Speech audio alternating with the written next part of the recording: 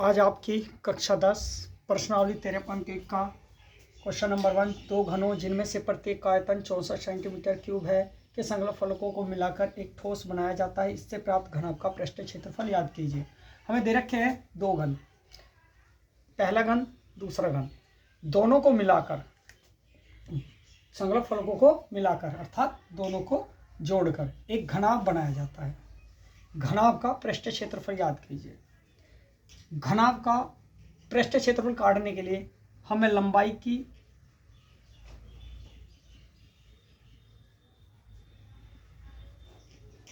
चौड़ाई की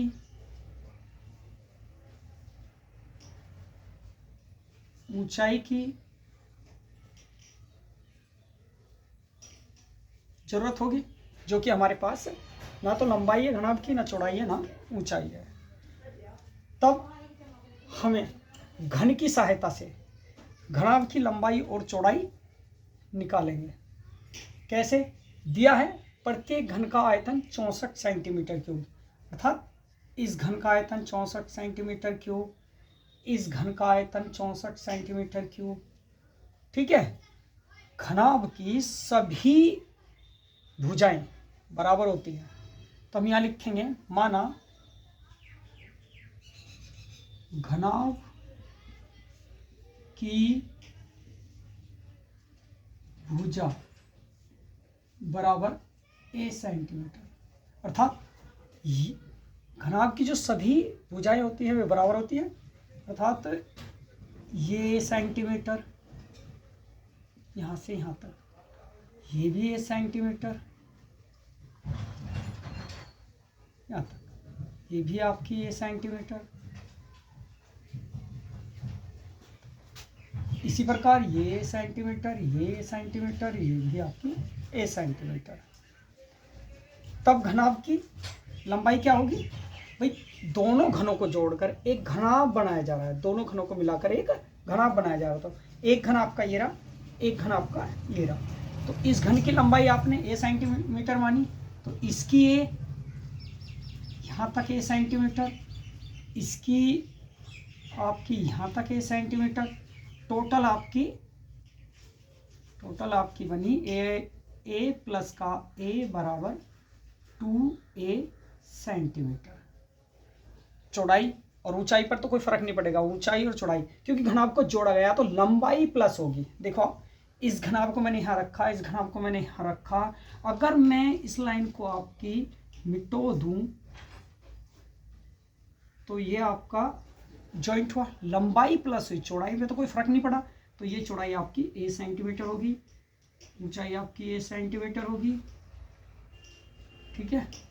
तो अब हम घनाभ की भुजाएं निकालेंगे। कैसे निकालेंगे? देखो दिया है उसने प्रत्येक घन का आयतन 64 सेंटीमीटर क्यूब। चूंकि घन का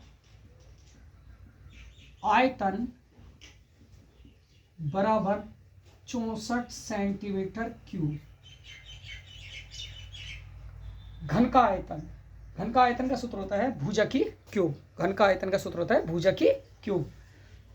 भुजा हमने यहाँ आपकी घन की ए मानी, तो आप लिखोगे घन का आयतन a की क्यूब बराबर 64, a की क्यूब बराबर 64, 4 का घन है, 4 चौक 16 चौका 64, 4 की क्यूब, घातों की तुलना करने पर आपका a बराबर आ गया 4 सेंटीमीटर। अर्थात घन की ये भुजा 4 सेंटीमीटर, ये भुजा आपकी 4 सेंटीमीटर, ये भी 4 सेंटीमीटर, ये भी 4 सेंटीमीटर। तब घनाभ की लंबाई क्या होगी? a की वैल्यू आपकी कितनी आई? 4 सेंटीमीटर, 4 दूनी 8 सेंटीमीटर। चौड़ाई तो आपकी 4 ही रहेगी, 4 सेंटीमीटर, ऊंचाई भी आपकी 4 सेंटीमीटर। तब घनाभ के लिए, तब घनाभ के लिए लंबाई 8 सेंटीमीटर, चौड़ाई 4 सेंटीमीटर, ऊंचाई 4 सेंटीमीटर। अब आप घनाभ का पृष्ठीय क्षेत्रफल निकाल सकते हैं। क्योंकि आपके पास लंबाई भी होगी, चौड़ाई भी होगी, ऊंचाई भी होगी, तब घनाभ का पृष्ठ क्षेत्रफल, तब घनाभ का पृष्ठीय क्षेत्रफल बराबर, ये आपका होगा 2 LB plus BH plus HL, ये आपका घनाभ का पृष्ठीय क्षेत्रफल। मान रख दो आपके पास L कितना,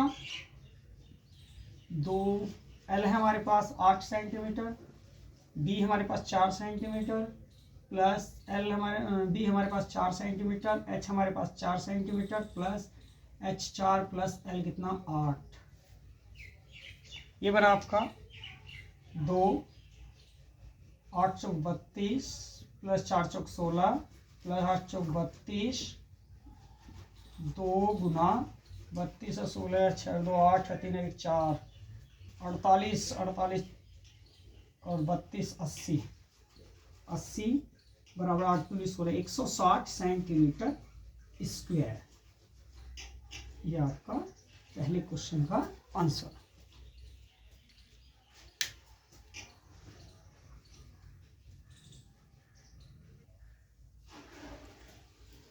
क्वेश्चन नंबर 2, कोई बर्तन एक खोखले अर्धगोले के आकार का है जिसके ऊपर एक खोखला बेलन अध्यारोपित है। अर्धगोले का व्यास 14 सेंटीमीटर और इस बर्तन की पात्र की कुल ऊंचाई 13 सेंटीमीटर है। इस बर्तन का आंतरिक पृष्ठ क्षेत्रफल याद कीजिए। क्वेश्चन में कहा गया है कि कोई एक अर्धगोला है, उसके ऊपर एक बेलन रखा हुआ है जिसकी संपूर्ण ऊंचाई 13 सेंटीमीटर है, व्यास अर्धगोले का 14 सेंटीमीटर है। तो सबसे पहले इस तरह का कोई डायग्राम बनाएंगे।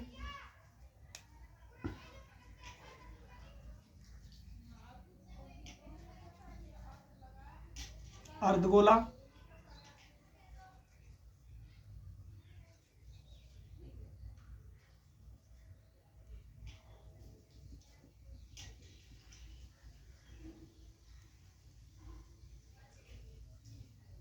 अर्धगोले पर रखा हुआ एक बेलन,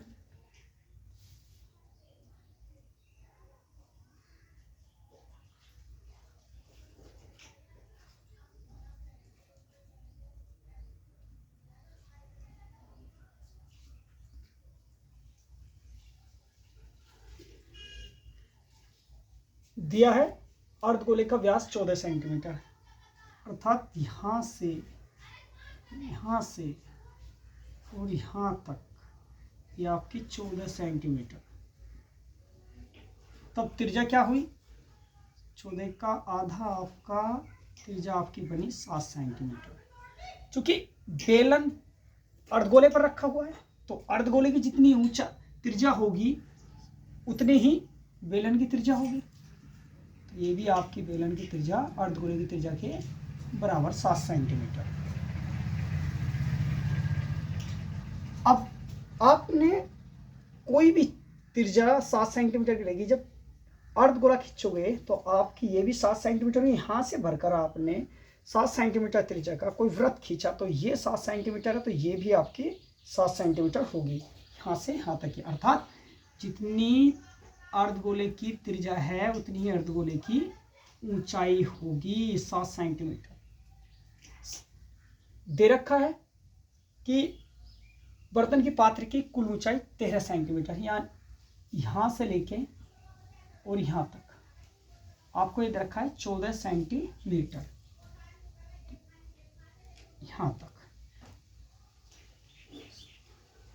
समझो, जब ऊंचाई अर्धगोले की 7 सेंटीमीटर है, अगर मैं 7 में से 14 में से 7 माइनस कर दूं, यहां से लेके यहां तक हटा दूं, तो बेलन की ऊंचाई कितनी बनेगी, सॉरी 14 नहीं है, ये 13 सेंटीमीटर है, 14 नहीं है 13 सेंटीमीटर है, 13 सेंटीमीटर। अगर हटा दूं 13 में से 7 घटा दूं तो बेलन की ऊंचाई कितनी बनेगी, ये बनेगी आपकी 13 में से 7 का ये आपके 6 सेंटीमीटर यहाँ तक।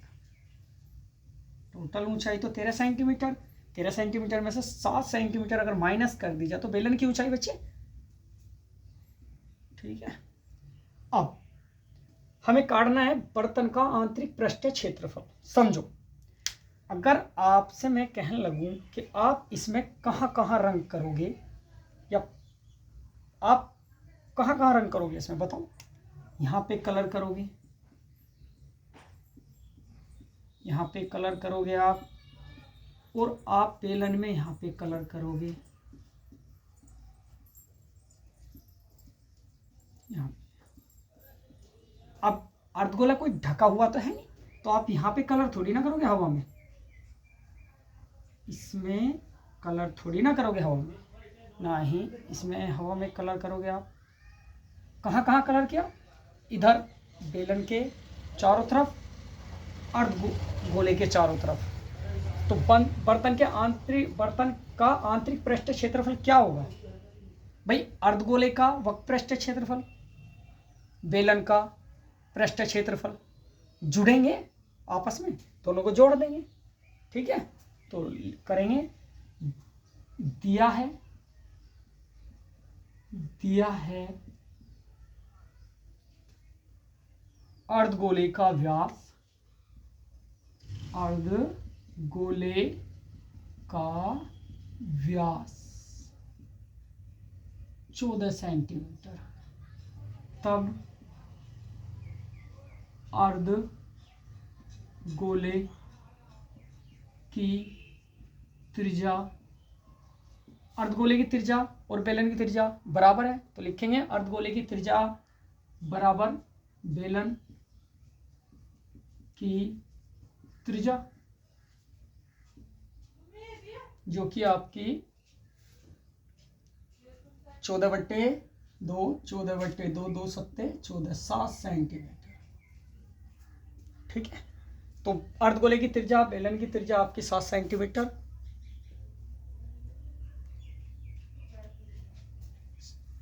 बेलन की ऊंचाई बराबर 6 सेंटीमीटर। टोटल ऊंचाई में से अर्धगोले की ऊंचाई घटा दी तो आपकी 6 सेंटीमीटर बेलन की ऊंचाई। तब बेलन का आंतरिक पृष्ठीय क्षेत्रफल, तब बेलन नहीं है, बर्तन है, तब बर्तन का आंतरिक पृष्ठीय क्षेत्रफल क्या होगा, बेलन का पृष्ठीय क्षेत्रफल, बेलन का पृष्ठीय क्षेत्रफल प्लस अर्धगोले का पृष्ठीय क्षेत्रफल, अर्धगोले का पृष्ठीय क्षेत्रफल, बेलन का वक्र पृष्ठीय क्षेत्रफल 2πRh प्लस अर्धगोले का पृष्ठीय क्षेत्रफल 2πr²। आपका कॉमन 2πr कॉमन आ रहा है, 2 इधर भी है, 2 इधर, पाई इधर भी है, पाई इधर, r एक बार इधर है, इधर 2 बार है, तो 2πr कॉमन ले ले, 2πr कॉमन लिया तो h तो इधर बचा, ये बाहर चला गया, ये भी बाहर चला गया, यहाँ पर 2r है, एक r बचा, मान रख दो 2, पाई की वैल्यू 22/7, त्रिज्या कितनी है आपके पास 7, ऊंचाई 6, त्रिज्या आपकी 7, ये आपकी 7 से 7 कट चुका, 22 दूनी 44 गुना 6 7 13, ये आपका बना 13 चौका 52, 13 चौका 52, 5 57, 572 सेंटीमीटर स्क्वायर। ये आपका क्वेश्चन नंबर 2 का आंसर।